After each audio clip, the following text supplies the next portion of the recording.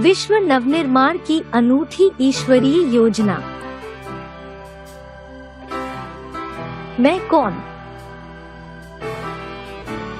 शरीर अलग चीज है, आत्मा अलग चीज है और दोनों मिलकर जीव आत्मा अर्थात जीवित आत्मा बनती है।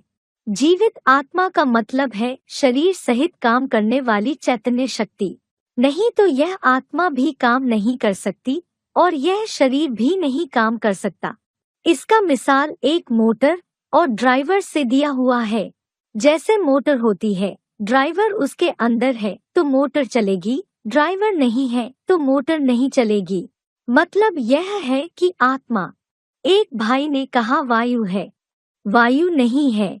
पृथ्वी, जल, वायु, अग्नि और आकाश, ये 5 जड़ तत्व तो अलग हैं जिनसे यह शरीर बना है। इन 5 तत्वों के बने शरीर में से आत्मा निकल जाती है तो भी शरीर के अंदर 5 तत्व रहते हैं। उनको जलाया जाता है या मिट्टी में दबाया जाता है। वे तो जड़ तत्व हैं, लेकिन आत्मा उनसे अलग क्या चीज है? वह मन और बुद्धि सहित एक अति सूक्ष्म ज्योतिर्बिंदु है, जिसको गीता में कहा गया है अणोरणीयांसम अनुस्मरेत्यः। गीता के 8वें अध्याय का 9वां श्लोक। अर्थात अणु से भी अनुरूप बताया। अणु है लेकिन ज्योतिर्मय है। उस मन बुद्धि रूपी चैतन्य अणु में अनेक जन्मों के संस्कार भरे हुए हैं।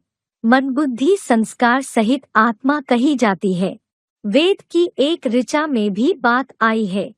मनरेव आत्मा, अर्थात मन को ही आत्मा कहा जाता है।